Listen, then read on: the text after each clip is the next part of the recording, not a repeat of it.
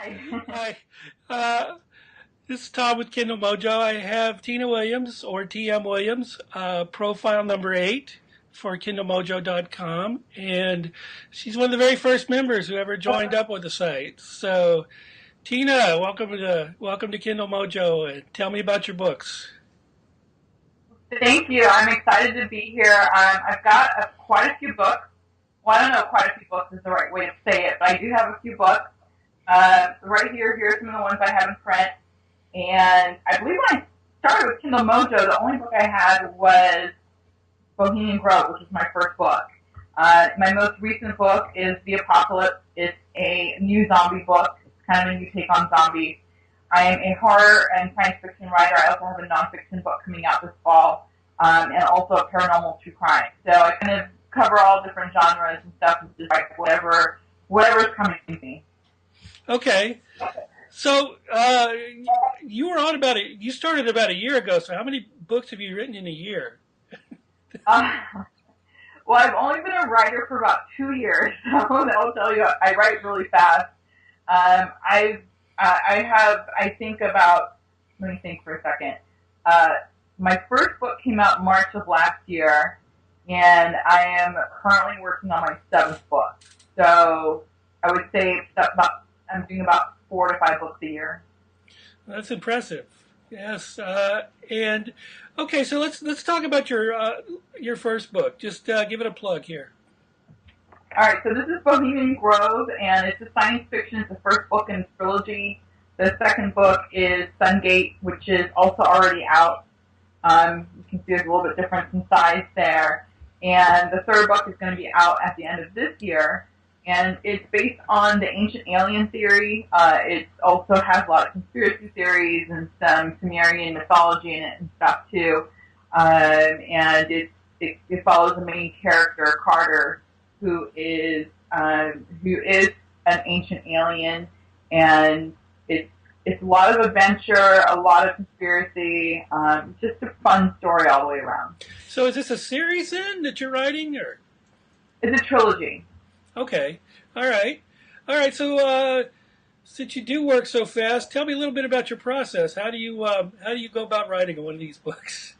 I kind of just I get really consumed when I start writing, and like yesterday, I think altogether about 9,000 words yesterday alone. So I do get really consumed when I start writing, and then I have a couple of weeks in between books and stuff. I don't have much of a process. I kind of let the story speak for itself. My publisher likes to call it my muse. My muse talks to me, my characters talk to me, and the story unfolds itself, and I don't plan it out. I know it's probably what a lot of people don't want to hear, but I don't plan my stories out. I don't know my ending usually until I'm getting close to the ending itself. And I'll go back and tweak things and stuff too. But a lot of times I'm writing my stories and I'm pretty surprised by what happens in them myself too. I'm like, oh, I wasn't expecting that character to die, but they just did. So not much of a process except letting my muse speak to me. So your books are very spontaneously written. They are very spontaneously written. I'm trying to think. The only book that I really have planned is my nonfiction. And I think when it comes to nonfiction, you kind of have to, anyways. But with fiction, the story is unfolds, so it's a little different. Okay, so let's talk a little bit about marketing. Do you do a lot of your own marketing? I do. My background is actually in sales and marketing, so that is actually what I do. That's what puts the food on the table. Obviously, us authors aren't making a lot of money, but I do a lot of my own marketing, and I do get out there a lot. I do a lot of the cons, a lot of the local cons. I'm going to Hawaii Con in, I think it's September. We have Comic Con coming up here in Phoenix next weekend. So I do a lot of the circuits like that. I do blog. I do vlogging. I do, I'm on Goodreads. So I try to take advantage of whatever I can and get my hands wet in any kind of marketing I can when it comes to books. Okay, so what advice would you give to, say, a new writer who's looking for some way to get their book out there? I got an email today from one. She's just putting her first book out, and she has absolutely no idea where to go with it as far as marketing. So I would say don't wait until your book is out to start marketing. I would definitely start. Well, I would start a blog. I think blogging is imperative. If you don't know how to start a blog, I actually have another blog, the bloggoddess.com, and it's free. It tells you how to start a blog. And I would start putting like little snippets of your story, teasers in there, start building a following, get a fan page on Facebook. It sounds like she probably has Twitter, so just start connecting with other authors, find out what they're doing, and just start building a following and start putting a little bit of your teasers out there. Because when you do that, then you will also get a little bit of a following of people who say, "Oh, I like that story," and then they'll bring more and more people. Because the main idea with marketing as an author is to go viral. You want that person to spread the news that your book is out, and they will find other people that like that genre and, relay that information out. And I would definitely start marketing before your book has actually even been released. Okay. So I personally interact with a lot of my readers on the social media. How important do you think that is? Oh, it's everything, especially today. I actually I think that's one of my favorite things about being an author is interacting with my readers, because they seem to get just as excited about my stories as I do, and that's obviously a nice little ego boost because, as writers, we tend to beat ourselves up a little bit. And I don't think that we should ever be above that. I have one of my favorite authors is Jennifer Armentrout. She's a New York Times bestselling author. She still interacts regularly with her readers. Of course, she has like 50,000 followers on her fan page, so she's not able to answer everybody, but she does interact, and she tweets, and she's on Facebook, and she gets, little tidbits and stuff of her books, and kind of, you get a little peek into her life. And as a reader, I appreciate that. So I try to deliver the same thing to my readers, because I'm a reader before I'm a writer. So I've always been a voracious reader, and so I know what I like as a reader, and I try to relay that back into what I do as an author, and I definitely think it's important, especially this day and age. Absolutely. Okay, so let's talk a little bit about, you go through a publisher. How did that come up? How did that come about? Well, my first book, in my website's called Accidental Writer. That's kind of I guess you could say my mojo, is the Accidental Writer. And what happened is I was listening to a song one day, and I just kind of got this idea of the story. And since my background is business and marketing, I was going to just put a blog together, and it was going to be nonfiction. It's just this woman who's in an empowerment type thing. And next thing I know, it was not nonfiction. It became a fiction story. And 4 months later, I had this full-length book. And it was just kind of like, where did that come from? I didn't even know I wanted to write a book. And my best friend encouraged me. She says, go find a publisher. And I said, I don't think I should do that because I've never written anything before. And it was the first part of a trilogy. So I'm going to finish the trilogy, and then I'm going to find a publisher. And because it's such a daunting task. And, you have to get your book edited, and it has to be polished before you find a publisher and all these different things. So I actually started writing my second book, Sungate. And I was about halfway through Sungate when a friend of mine said, I told my friend about your book, and she happens to be a publisher, and she wants you to send her your first chapter. So I sent my first chapter out. She loved it, asked me for the full book. She got the full book. Long story short, she put me on a contract, and about 4 months after that, the book was going through the publishing process, and I think it was published, just a year after I started writing it. So it was a really quick process. She's small press, and, she taught me a lot as far as my writing goes. And I wanted to try self-publishing after that because I wanted to have a little bit more control since I do have the marketing background. And I found that with a publisher, you do lose a little bit of control. So I wanted to try self-publishing, and so I stepped away, did some self-publishing, and actually recently had another publisher who's local who actually picked up not only my upcoming books, but she actually is taking some of the books that I did self-publish and she put them under contract as well. So my indie books are now turning into published books. Oh, congratulations! So, you got your start with self-publishing then, or your first book was published by a publisher then? Or? Yeah, I started off traditionally published, and then I went self-published, and now I'm back into traditionally published. I'm not saying I'm not going to continue to indie publish. I do love the experience, so I'm sure there's going to be a point where there's going to be another book I want to self-publish, but I've done both, yeah. Okay. So, all right, let's talk a little bit about reviews. How important are the Amazon reviews to your writing? Amazon and Goodreads. I think those are both really important, and it's like trying to mine for gold.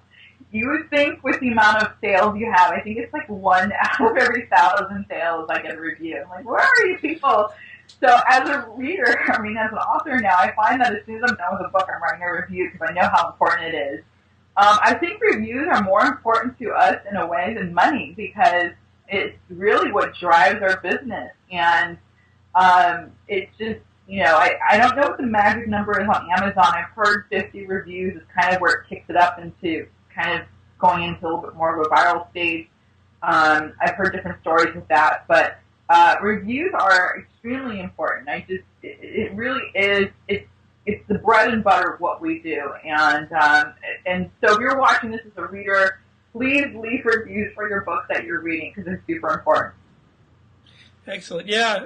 I mean, do you ever when you get contacted by because I know I'm getting emails from readers a lot, and they tell me how much they love love the book, reading my book, and then I'll go and look at, they didn't review it, so maybe I'll just ask them, would you mind writing a couple words on Amazon about?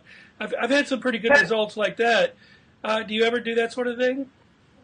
I do. A lot of times I get readers who'll post on my fan page and they'll say, I just got your book, I love it, and I'll just mark real quick. I'm like, don't forget to leave a review, and I'll actually put the link to my book from Amazon on there because a lot of them have, as authors, we're comfortable navigating Amazon and Goodreads, but we have to remember that not all readers are. And so, putting that link there, I think, helps because then they don't have to go to Amazon. They don't have to try to find the books and try to figure out how to leave a review. So I think that helps a lot. And I do have art, so I do advanced reader copies. And I do have loyal readers who do know and love the reviews, leave the reviews. So, but yeah, we don't. It's such a small percentage of our readers that actually do reviews, but it is what it is. Okay. All right. So, so you spent all that time writing your book. Okay. You've got the raw manuscript in front of you. What's the next step? Do you send it to an editor? Do you send it to beta readers? What do you do? Well, as an author, you have to at least go through and edit it once or twice yourself, and depending on how comfortable you are with writing, how well it's written from the start. I actually tend to go back and edit as I'm writing, which is another thing I tell you not to do, I do that too. So. And I find that a lot of authors do. We kind of have we kind of edit as we go, because sometimes if you have writer's block, you don't want to stop progressing. So, I tend to go back and just edit and sometimes they'll jog what I want to do and stuff. So I tend to edit as I go. And I do go back and edit at least once myself, usually twice. And I go through and edit it myself twice, and then I send it off to an editor. And even my self-published book, I did have edited professionally. The only book I didn't have edited professionally was this one, which is a novella. And it's obvious I didn't have it professionally. Yeah. I was actually going to pull it down because it was expanded into a full-length novel. And my readers were like, no, don't pull it down. We want to keep it. So it's up there. If you guys read it, it's got some editing errors in it. It's not terrible. But even my self-published book, I spent some money to get them professionally edited. I think it was well worth it, and I highly recommend. And when I say editing, don't have your mom or your English teacher or, that sort of person editing your book, because it's a much different world. And professional editors, it's worth the money. Don't get it edited by your next-door neighbor or your English teacher. As much as you think they're really good at what they're doing, I would spend the money to get it professionally edited. It makes a huge difference, and it'll be worth it in the end. Okay. Just as a point, there are several editors who have joined Kindle Mojo, and I've gone through a couple of them, and actually I tend to send my books out to 2 or 3 editors before. I'll have someone edit it, then I'll have someone else re-edit it, I may even send it to a third editor because a lot of people who look at reviews will drop a star because they say because two periods are out of place or something like that. So it's important. It's very important, I think, to edit your book, have them professionally edited, and it really doesn't cost that much. So okay, so what's next for you? So I'm working on two projects right now at the same time. One of them is a nonfiction, it's sales and marketing, that's going to be out this fall under my publisher, AP Publishing. And the other project I'm working on is a paranormal true crime. And that's one that I'm actually going to query out to try to get into one of the big six. And that's with my publisher's blessing. She actually agreed. She thought it's one that needs to go into one of the big houses. So I'm actually going to try to raise my own bar and go to a big publishing house to get that book out there. And so I'm almost done with that one. So hopefully I'll be able to send it out to some publishers this summer. And then after that, I will be working on my last book in the trilogy. So after Sungate, we have Freedom Anu, and that should be out at the end of the year. Okay. All right. So let's talk a little bit about writer's block. You mentioned writer's block. How do you get yourself? I mean, we all have it. It always happens. Not always, but it happens. How do you push through that? Throw my computer at the wall. Yeah. Kind of what I want to do. Well, I think it's part of me working on two projects at the same time. If I get stuck on one, I start working on the other one, and the nonfiction they're completely different things. So that's kind of why I usually am doing two projects at once. I think over the last year, I've also been writing two books at the same time. So usually when I'm stuck on one, I'll work on the other one. And if that doesn't work, I actually read. So I love to read, and sometimes it's just a matter of taking a break from writing and just, diving into a book and just forgetting about what you're writing for a little bit so you don't have that stress on you. And other times it's just a matter of pushing through. I mean, if it's something I'm really stuck on that I haven't been able to work through, I push myself through and just write something. And even if it's not something I want, just getting through that chapter or whatever it is usually helps. And then later on I can go back and edit it to make it something that I want it to work better. I have a giveaway happening right now on Goodreads, so I don't know, by the time I think this video airs, I think I'll probably have ended it. That's ending at the end of June. So if you're watching this before the end of June, this book is actually being given away on Goodreads. It's called The Apocalypse. It was an expanded version of this one, which is Undead Winter, the novella. And this Undead Winter became a bestseller on Amazon, and everybody wanted to see it in a full-length book, so it became a full-length book. So it's getting really, really great reviews. People are loving it. Even people who don't like zombie books are reading this one. So it's completely different from your typical zombies. They're not the slow-moving, moaning, groaning zombies. They're smart, they're fast, and they're conniving. So it's a true apocalyptic book. Okay. I like your covers. Say something about your covers. Do you do your own covers, or you have them done, or? My covers are done by Platinum Footage. Jason Valerio is the genius behind the covers. The only cover, I did this cover myself. I had a vision with it, so I did this cover myself. But all the other covers were done by Jason Valerio. He also does my book trailers. And for those of you who guys are interested in maybe getting him to do your work, he has a really long waiting list. So good luck, but give him a try. And the Sungate and both the Apocalypse and Sungate are both up for cover awards. So we'll see if they'll go ahead and get it if they've been nominated. So pretty exciting. Covers definitely make a big difference in your book. Okay. All right. What do you do for fun when you're not writing? Read. I read. I'm a shopaholic, so I love shopping. I'm a blogger as well, so I do my blogs and my vlogs, and I'm a freelance journalist for the business industry, so I write for a couple of business publications and do copywriting. So whenever I have free time, I have my family, so I'm either spending it with my 5-year-old and my husband, or, just trying to catch up on sleep, which seems to not ever happen. Yeah. Sounds boring, but that's it. Okay.